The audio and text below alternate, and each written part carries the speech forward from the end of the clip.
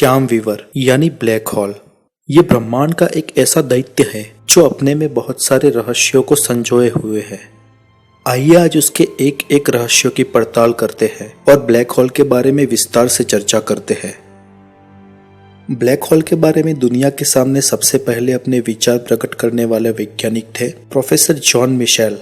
Michel Cambridge university में एक अध्यापक थे और उन्होंने ब्लैक होल के बारे में अपने विचार सन 1783 में रखे थे।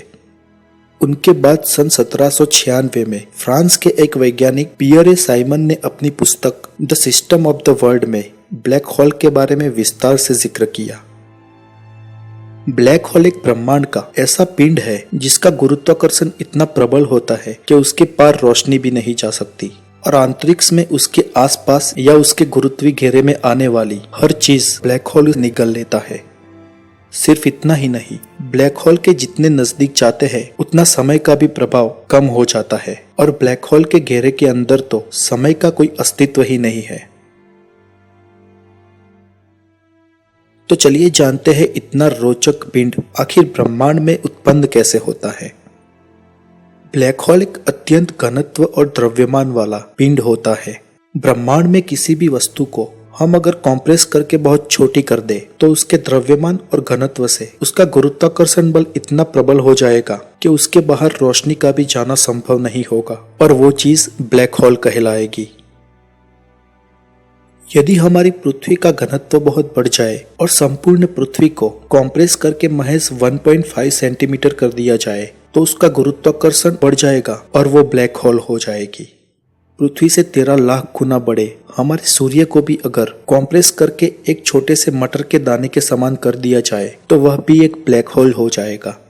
लेकिन याद रहे कि ब्लैक होल में द्रव्यमान की तुलना में घनत्व बहुत महत्वपूर्ण है। हम जानते हैं कि पृथ्वी और सूर्य इस तरह से संकुचित नहीं हो सकते क्योंकि न तो पृथ्वी का द्रव्यमान और गुरुत्वाकर्षण बल इतना अधिक है और ना ही सूर्य का। लेकिन हमारे सूर्य से करोड़ों गुना बड़ा कोई तारा हो जिसका द्रव्यमान और घनत्व अपार मात्रा में उसमें मौजूद हो तो वो अपनी इन विशेषताओं से ब्लैक होल बन सकता है। अक्सर ब्लैक होल तारों के ही बनते हैं। तो आइए ब्लैक होल के निर्माण को समझने से पहले हम तारों की रचना कैसे होती है ये समझते हैं। दरअसल तारों का जन्म ब्रह्मांड की गैलेक्सीज में उपस्थित धूल और गैस से बने बादलों से होता है। ब्रह्मांड में धूल और गैस से बने इन बादलों को निहारिका या नेबुला कहते हैं। इन निहारिकाओं में हाइड्रोजन की मात्रा सबसे अधिक होती है और लगभग 25% तक हीलियम होता है और बहुत कम मात्रा में कुछ और भारी तत्व भी होते हैं। जब धूल और गैस से भरे इन बादल यानी कि निहारिकाओं में घनत्व की वृद्धि होती है उस समय ये बादल अपने ही गुरुत्व के कारण संकुचित होने लगता है और उसके अंदर का ताप इतना बढ़ जाता है कि हाइड्रोजन के नाभिक आपस में टकराने लगते हैं और वो हीलियम के नाभिक का निर्माण करते हैं और गति तथा संकुचन के कारण वे एकजुट होकर गोल या लगभग गोल के समान आकार में परिवर्तित हो जाता है और इस प्रकार एक तारे का निर्माण होता है। लेकिन इन प्रक्रिया में कई करोड़ों साल बीत जाते हैं। हमारे सूर्य का निर्माण भी ऐसे ही हुआ था। अब ताप नाभिकीय संलयन से निकली प्रचंड उष्मा से ही तारों का गुरुत्वाकर्षण संतुलन में रहता है। इसलिए जब तारों में मौजूद हाइड्रोजन खत्म हो जाती है तो वह तारा धीरे धीरे ठंडा होने लगता है। अब अपने ही ईंधन को समाप्त कर चुके सौर द्रव्यमान से 1.4 गुना द्रव्यमान वाले तारे जो अपने ही गुरुत्वाकर्षण के विरुद्ध स्वयं को नहीं संभाल पाते, ऐसे तारों के अंदर एक विस्फोट होता है जिसे सुपरनोवा कहते हैं।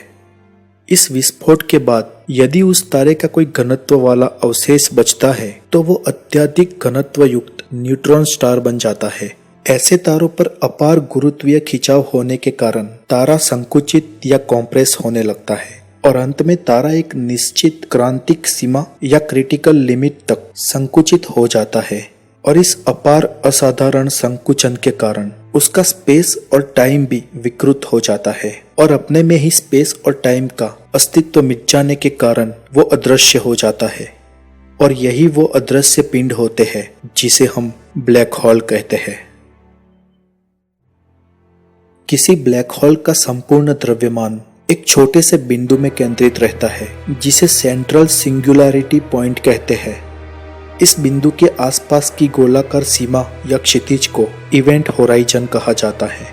इस इवेंट होराइजन के बाहर प्रकाश या कोई भी वस्तु नहीं जा सकती और जहां पर समय का भी अस्तित्व नहीं है। आइंस्टाइन की स्पेशल थियरी ऑफ रिलेटिविटी के अनुसार इस ब्लैक होल की क्षितिज से दूर एक निश्चित सीमा पर खड़े किसी प्रेक्षक की घड़ी अत्यंत मंद गति में और धीमी हो जाएगी और वहां का समय बहुत ही धीमी गति से चलेगा। याद रहे कि समय निरपेक्ष है और समय का बहाव ब्रह्मांड की विविध जगहों पे अलग अलग गति में है। मतलब कि पृथ्वी पर जो समय चल रहा है ब्रह्मांड में कहीं दूर उससे तेज या उससे धीमा समय चल रहा होगा। इसे टाइम डिल्यूजन कहते हैं। माने या ना माने, पर यह एक भौतिकीय की रोचक हकीकत है। ब्लैक होल की क्षितिज में आकर उसके अंदर गिरने वाली कोई भी वस्तु के अणु बिखर जाएंगे और वो धीरे धीरे अदृश्य हो जाएगी और ब्लैक होल के घनत्व में किसी अज्ञात स्थान पर चली जाएगी, जिसके बारे में अब तक भौतिक वैज्ञानिक कुछ भी नहीं जानते हैं। ब्लैक होल के प्रकार। ब्रह्मांड में कई प्रकार के ब्लैक होल होते हैं जो अपने विशिष्ट गुणों के कारण पहचाने जाते हैं।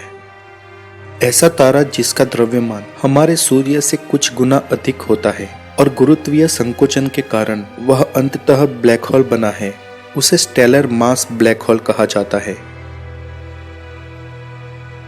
ऐसे ब्लैक होल जिसका निर्माण आकाशगंगा यानी गैलेक्सी के केंद्र में होता है और जिसका घनत्व अपार होता है, जो बहुत ही विराट होते हैं, उसे सुपर मैसिव ब्लैक होल कहा जाता है। ऐसे ब्लैक होल्स का द्रव्यमान हमारे सूर्य से लाखों गुना ज्यादा होता है। हमारी गैलेक्सी मिल्की वे के मध्य में एक सुपर मैसिव ब्लैक होल है जिसका द्रव्यमान हमारे सूर्य से 1 करोड़ गुना ज्यादा है। कुछ ऐसे भी ब्लैक होल होते हैं जिनका द्रव्यमान हमारे सूर्य से कम होता है और जिनका निर्माण गुरुत्वीय संकोचन के कारण नहीं परंतु अपने केंद्र भाग के पदार्थ और ताप के संपीड़ित होने के कारण हुआ है। उसे प्रीमोर्डियल या स्मॉल ब्लैक होल्स भी कहा जाता है। इन लघु ब्लैक होल के बारे में वैज्ञानिकों का मानना है कि उनका निर्माण ब्रह्मांड की उत्पत्ति के साथ हुआ होगा। भौतिक वैज्ञानिक स्टीफन हॉकिंग्स के अनुसार हम ऐसे ब्लैक होल का अध्ययन कर ब्रह्मांड की प्रारंभिक अवस्था के बारे में बहुत कुछ जान सकते हैं। दोस्तों, हम में से कईयों के मन में ये प्रश्न उठता होगा कि ब्लैक होल प्रकाश को भी सोख लेते हैं और जिसके कारण वो ब्रह्मांड में अदृश्य मालूम होते हैं। तो आखिरकार वैज्ञानिक ब्लैक होल का पता कैसे लगाते हैं?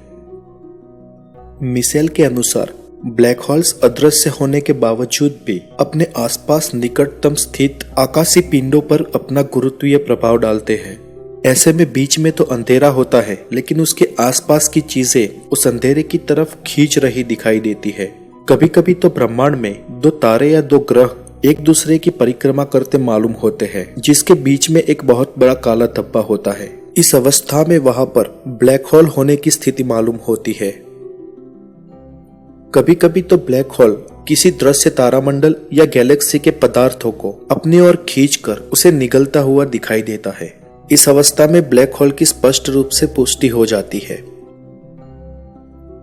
आइए हम यहाँ पे ब्लैक होल के कुछ अन्य रोचक तथ्यों को भी संक्षिप्त में जान लेते हैं।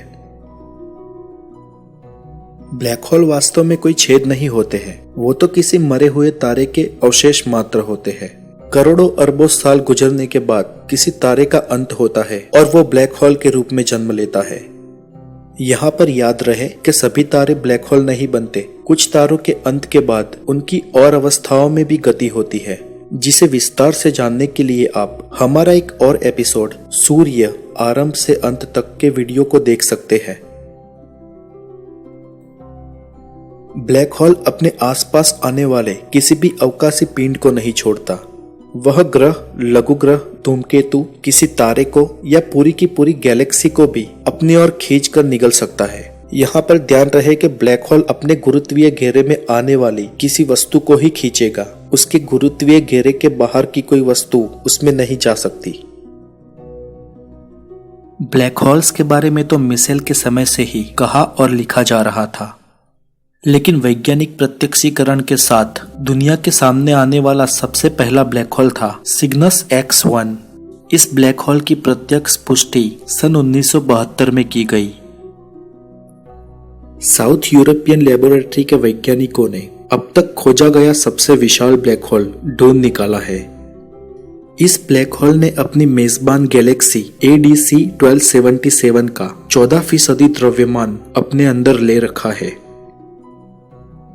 वैज्ञानिकों ने अब तक ब्लैक होल के बारे में बहुत सारी जानकारी प्राप्त की है और उसकी खोज के अनुसंधान में कई सारे प्रयोग हुए हैं और आगे भी होते रहेंगे। आशा है आपको ये एपिसोड पसंद आया होगा।